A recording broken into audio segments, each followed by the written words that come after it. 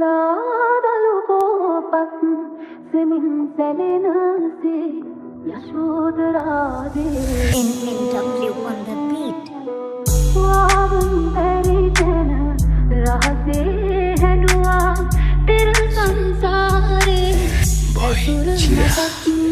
ඒ සංසාර කුල යුවතිය කියාය පිරිසිදු ඔසත් කුමරුගෙන හන කිසි කෙනෙක්ම දුටු බුදු වෙන්න පෙර හැම ආත්මිකම හමු වුණු අය යුතුම් ලන්ද යසෝදරා ලෙස පිදුම් ලැබුව මව කියාය රාහුලට උතුම් වුණ දියණිය කිය සුන්දර අමිත දෙවිට ලද බිරිඳයි බෝසත් කුමරුගේ හැම සසරෙම ගුණ මහිමට ළඟින් තියන වටත නැත හරයදි සිද්ධු හදිහිගේ මහ රැක තෙතුනා ශෝකයේ නැගේ පිවිතුරු දැස බුදු වී වඩිදී අය දිගු කර දැත අන්න පුතේ වඩින්නේ සමිඳු පිය රාජ්‍ය දීපංකර බුදු සමයේ සොමිත්‍ර ඇවිලා කරන්න පැතුව ඇමි සංසාර චාරිකා ගෞතම බුදු වන තුරා ළඟින්ම රැදිවා සඳ කිඳුරු උම්මක වෙසන්දර තව ජාතකා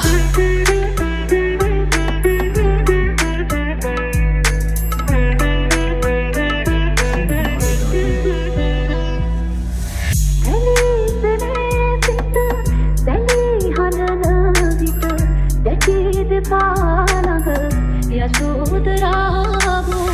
පිපිනිවන්න සාදුකාරදී නිවි පහන්දිය උදැසනක්සේ ලාදලු පෝපත්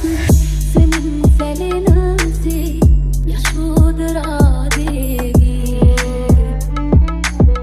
වාවුන් පරිතන රහසේ හැඩුවා පෙර සංසාරේ ඇසුර මතක් වී